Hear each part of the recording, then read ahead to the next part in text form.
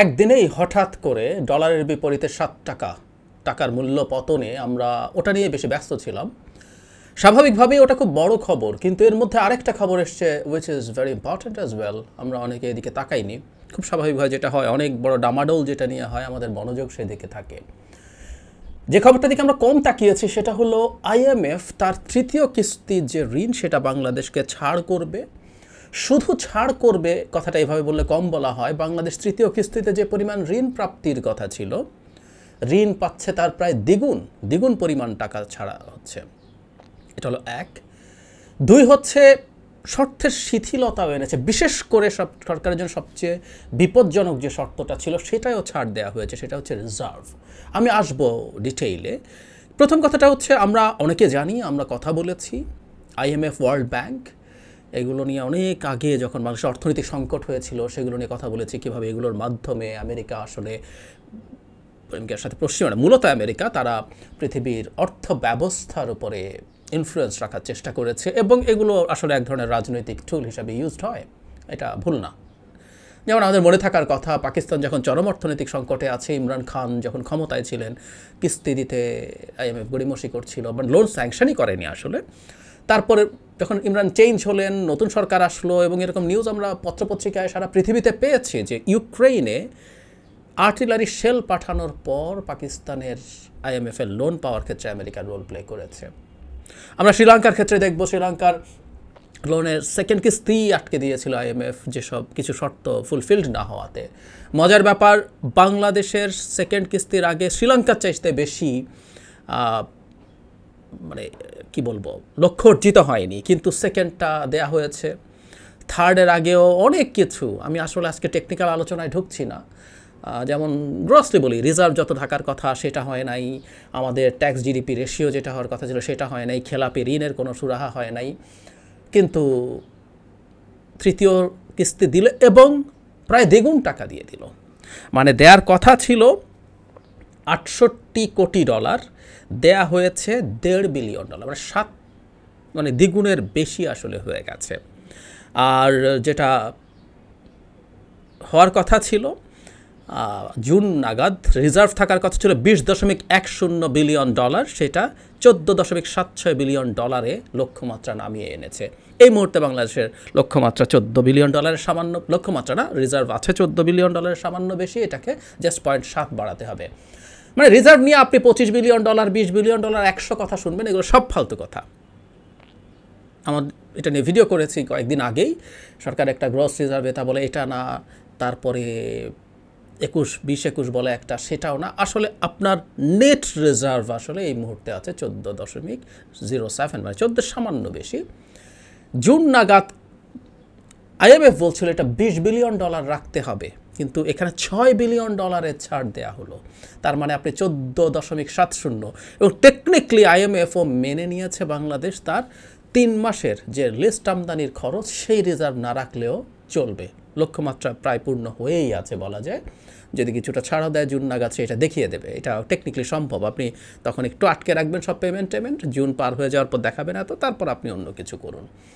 সব বিরাট ছাড় আসলে বলবো। ওই যে বললাম, আমি আপনাদের মনে আছে নিশ্চয়ই, যে বাংলাদেশ এখন ইম্পোর্টকে অনেক নিরুৎসাহিত করার পরও $5.5 বিলিয়ন ইম্পোর্টের আমাদের বিল হয় প্রতি মাসে। তাহলে 3 মাসে $16.5 বিলিয়ন হওয়ার কথা। আইএমএফ 15 বিলিয়ন, মানে অনেকটা কম হিসেবেই ছাড়টা দিয়ে দিয়েছিল। সব ছাড় সরকারের প্রতি। সো বাংলাদেশ সরকার আইএমএফের এক্সট্রা খাতির পাচ্ছে কিনা এই প্রশ্নটা আসতে পারে, এবং ধারণা বা এভাবে আমরা বলতেই পারি যে এক্সট্রা খাতির পাচ্ছে, অ্যাটলিস্ট আমরা যদি কম্পেয়ার করি অন্য দেশগুলোর সাথে। সারা পৃথিবীতে আইএমএফের কোনো হার্ড অ্যান্ড ফাস্ট রুল নাই, এটা চেকলিস্ট আছে, ফলো করেছে, তাহলে হবে, তাহলে হবে না। না, তাহলে আমরা বলতে পারি বাংলাদেশ সরকার এক ধরনের ফেভার পাচ্ছে। আচ্ছা, এই ফেভার পাওয়াটার ইম্প্যাক্ট কি? এতে লাভ হবে কি না, কী লাভ হবে, কতটুকু লাভ হবে, নাকি বড় ক্ষতিও হতে পারে? আমরা খেয়াল করব এর মধ্যে আইএমএফকে খুশি করার জন্য কতগুলো স্টেপ নিয়েছে সরকার। যেমন বিদ্যুৎ এবং অন্য জ্বালানি, যেমন তরল জ্বালানি যেগুলো আমাদের আছে, সেগুলোর মূল্য খুব দ্রুত বাড়াচ্ছে সরকার, ভর্তুকি সরিয়ে ফেলছে ওখান থেকে, এরকম স্টেপ নিয়েছে। ডলারের ক্ষেত্রে যে স্টেপটা নিল, এটা মূলত আইএমএফের কারণেই এবং আইএমএফ থাকাকালীন অবস্থায় নেওয়া হয়েছে। এবং আরেকটা স্টেপ নেওয়া হয়েছে সুদের হার পুরোপুরি বাজারের উপরে ছেড়ে দেওয়া হয়েছে। এটারও ইম্প্যাক্ট কী হতে পারে আলাদা ভিডিও ডিজার্ভ করে বলবো। সো এসব পদক্ষেপ নিয়ে সার্বিকভাবে মূল্যস্ফীতির ওপর একটা বিরাট প্রভাব পড়ার সম্ভাবনা সামনে আছে। তাই যদি হয়ে থাকে আইএমএফের কারণে সরকার খুব ঝুঁকি তৈরি করছে, অর্থনীতিতে মূল্যস্ফীতি আরও বেড়ে যাবে এরকম একটা প্রবাবিলিটি। কেউ কেউ বলবেন যে সুদের হার তো বাড়াচ্ছে, এটা মূল্যস্ফীতি কমানোর কথা না, এর মধ্যেও কিছু কিন্তু আছে। আমি যখন ডিটেল ভিডিও করব তখন সেটা নিয়ে কথা বলবো। যাই হোক, পরিস্থিতি কিন্তু এখন এমন দিকে যাচ্ছে যে মানুষের জনজীবন মানে ক্ষতিগ্রস্ত হচ্ছে। মানে সরকার জনজীবন ক্ষতিগ্রস্ত হয় খুব বেশি মাথা ঘামায় না, আমরা জানি, কারণ এই সরকার ভোট টোট করে না। একটা সরকার একটা লোকাল গভর্নমেন্ট ইলেকশন মানে একটা উপজেলা পরিষদ নির্বাচনও ফেয়ারলি করে না। সুতরাং মানুষের কী আসতে গেল তাতে তার কিছু আসে যায় না, আমরা এরকম মনে করতে পারি। কিন্তু একটা ঝুঁকি এই ধরনের সরকারের থাকে যে মানুষ তার সহ্যের শেষ সীমায় পৌঁছে রাস্তায় নেমে যায় কিনা। সো সরকার ঝুঁকি তৈরি করছে আইএমএফের প্রেসক্রিপশন নিয়ে, এবং আইএমএফও সারপ্রাইজিংলি আমাদের অনেকের কাছে মনে হবে অনেকগুলো গুরুত্বপূর্ণ ইন্ডিকেটার্স। সেটা হচ্ছে এর মধ্যে বিশেষ করে খেলাপি ঋণ নিয়ে খারাপের দিকে যাচ্ছে ক্রমাগত। ব্যাংক সেক্টরে নৈরাজ্য চলছে, আরও নৈরাজ্য চলছে এই আইএমএফের সুপারভিশনের মধ্যেও। কই তেমন কোনো প্রভাব আমরা আসলে এখন পর্যন্ত দেখছি না। অথচ বাংলাদেশের ম্যাক্রো ইকোনমিক স্টেবিলিটি তৈরি করাই আইএমএফের মানে লক্ষ্য হওয়ার কথা ছিল। যাই হোক, সরকার অনেকগুলো স্টেপ নিল, কিন্তু লাভ কি হবে আইএমএফ এখন পাশে থাকায়? আপনাদের মনে থাকার কথা, আইএমএফের লোন নিয়ে প্রথম আমরা যখন আলোচনা করেছি, আমি নিজেও বলেছি, সেটা হলো এই যে $4.7 বিলিয়ন, মানে এই অঙ্কটা খুবই তুচ্ছ এক অর্থে। মানে $500 বিলিয়ন 3-4 বছর ধরে পেলে, মানে কথা তো ছিল আমরা প্রতি বছর কম বেশি $1 বিলিয়ন মতো পাবো, বা এবার একটা কিস্তিতে আমরা $1.5 বিলিয়ন পেয়েছি। $1.5 বিলিয়ন আসলে এই মুহূর্তে বাংলাদেশ সরকারের যে মারাত্মক রকম ডলার হাঙ্গার আছে তার তুলনায় কিছুই না। কীরকম আমরা একটু আগে যেটা জানিয়েছি, প্রতি মাসে যদি $5.5 বিলিয়ন আমরা ইম্পোর্ট করি, এখনও অনেক রকম এলসি বন্ধ করে টরে দিয়েও, তারপরও সেইটার সাথে আমরা যদি তুলনা করি তাহলে আমরা খেয়াল করে খুব ক্লিয়ারলি বুঝতে পারছি এটা মোটা দাগে 1/4 মতো। তার মানেটা হচ্ছে 1 সপ্তাহ আমদানির বিল পে করার টাকা হচ্ছে এই প্রায় $1.5 বিলিয়ন যেটা পাওয়া যাচ্ছে। খুবই নগণ্য টাকা। এমনকি $4.7 বিলিয়ন পুরোটা একসাথে দিয়ে দিলেও আসলে বাংলাদেশের রিজার্ভে তেমন কিছু হতো না। তখন অনেকে সরকার দলীয় লোকজন খুব ফুটানি দেখে আইএফএল না পেলেই বা কী হয় বলেছে। মানে আমি তখন বলতাম, সরকার কি এত স্টুপিড এই সামান্য কয় টাকার জন্য আইএমএফের কাছে এত নাকে খত দিয়ে এত সব পদক্ষেপ নিচ্ছে যেগুলো তার নিজের অলিগার্কদেরকে ক্ষতিগ্রস্ত করছে, অসন্তুষ্ট করছে। যেমন ব্যাংকের 9/6 তুলে দিতে হলো, এটা তো সরকারের অলিগার্করা সরাসরি সাফারার, তারা কোনোদিনও চায়নি। দীর্ঘদিন তাদের কারণেই এটা বসিয়ে রাখা হয়েছিল। আইএমএফের কারণে সরে আসতে হয়েছে। খেলাপি ঋণ নিয়ে যদি কিছু স্টেপও নিতে হয় সেগুলো তার মূলত অলিগার্কদের ওপরেই পড়বে, তারপরও কেন নিচ্ছে? আমি আপনাদের জানিয়েছিলাম, ডকুমেন্ট দেখিয়েছি, আইএমএফের যে লোনগুলো পেয়েছে সরকার, এর মধ্যে ইসিএফ বলে একটা লোন আছে, এক্সটেন্ডেড ক্রেডিট ফ্যাসিলিটিস। ওই লোনের ওয়েবসাইটেই বলা আছে যে এই লোনটা আপনি যদি পান সেটা আপনার অন্য লোন পাওয়ার ক্ষেত্রে এক ধরনের ফ্যাসিলিটেটর হিসাবে কাজ করবে। মানে ব্যাপারটা এরকম সহজে যদি বুঝি, এটা এক ধরনের ক্যারেক্টার সার্টিফিকেট।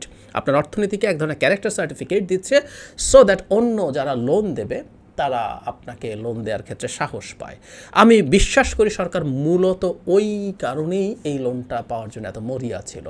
যদিও এখন যে পরিমাণ সংকট, তাতে $1.5 বিলিয়ন সরকারের কাছে এক ধরনের লাইফলাইন মনে হতে পারে, কিন্তু মূল উদ্দেশ্য ছিল সেটা। এখন আমরা সোফার আইএমএফের ঋণ পাওয়ার পর, ইসিএফ পাওয়ার পরও আমরা তো দেখছি না বাংলাদেশ সরকার আসলে খুব ভালো লোন টোন পাচ্ছে। আসলে যেটা হয়, আইএমএফ এটা সার্টিফিকেট দিয়েছে, কিন্তু বাংলাদেশের অর্থনীতিকে ইভ্যালুয়েট করার মতো ক্যাপাবিলিটি যারা লোন দিতে চায়, সেটা কোনো সংস্থা হোক, কোনো দেশ হোক, তার তো এইসব হিসাব নিকাশ থাকবে। বরং আমরা উল্টো দেখছি, বেশ কিছু দেশের লোনের, বিশেষ করে চায়নার লোনের ডিসবার্সমেন্ট কমে আসছে। তার মানে অর্থনীতির ভেতরে যে সংকট দেখা দিচ্ছে, সেটা তো খুব ভিভিডলি আমাদের সামনে চলে এসছে। যখন চলে এসছে তখন আপনি এই এসিএফ টিসিএফ পান আর যাই করুন, আমার মনে হয় না লোন এর মধ্যে আর খুব বেশি পাবে। কারণ লোন পাওয়ার প্রবাবিলিটি টেকনিক্যালি, থিওরিটিক্যালি ছিল, কিন্তু আমরা বেশ কিছুদিন চলে যাওয়ার পর, 1.5 বছরের মতো চলে গেছে লোন প্রথম কিস্তি পাওয়ার পর, আমরা এখন পর্যন্ত দেখি নাই। কারণ আমাদের এই লোন পাওয়ার সম্ভাবনা যদি বাড়তো, লোন যদি কার্যত সরকার অনেক বেশি পেয়ে যেত, তাহলে তো রিজার্ভের এই সংকট হতো না। অনেকবার বলেছি, প্রতি মাসে গ্রসলি $1 বিলিয়ন করে রিজার্ভ কমছেই। এই কমানো আর ঠেকানো যাচ্ছে না, এই পতন আর ঠেকানো যাচ্ছে না, এটা চলছেই। এবং খুব স্বাভাবিকভাবে যেটা হয়, এখন গরমকাল এসছে, জ্বালানির চাহিদা এখন অনেক বেশি, আরামের মাস শীতকালটাল চলে গেছে, সুতরাং এই চাপ আরও বাড়বে। অন্যদিকে রেস্ট্রিক্ট যতই করুন না কেন, জ্বালানির ক্ষেত্রে ইজ রিয়েলি ভেরি টাফ সরকারের জন্য, সুতরাং এই ঝুঁকি আরও বাড়তে থাকবে। সুতরাং আইএমএফের ঋণ পাওয়ার পরও অন্তত বৈদেশিক ঋণের ডিসবার্সমেন্ট বা নতুন ঋণ এমন পর্যায়ে আসে নাই যে আপনার রিজার্ভের পতন আপনি ঠেকাতে পারছেন। সুতরাং ভবিষ্যতেও খুব বেশি পতন ঠেকানোর মতো ঋণ আসবে এটুকু আমরা মনে করি না, কারণ সিচুয়েশন এখন আরও খারাপ। অ্যান্ড ফাইনালি এসব পাওয়ার জন্য আপনি কতগুলো স্টেপ নিয়েছেন, যে স্টেপগুলো আদতে মানুষকে চরমভাবে এফেক্ট করবে এবং মানুষকে রাস্তায় নামার মতো পরিস্থিতি তৈরি করতে পারে। দিনের শেষে এটা একটা বরং ঝুঁকির কারণ হয়ে দাঁড়ানোর সমূহ সম্ভাবনা আছে।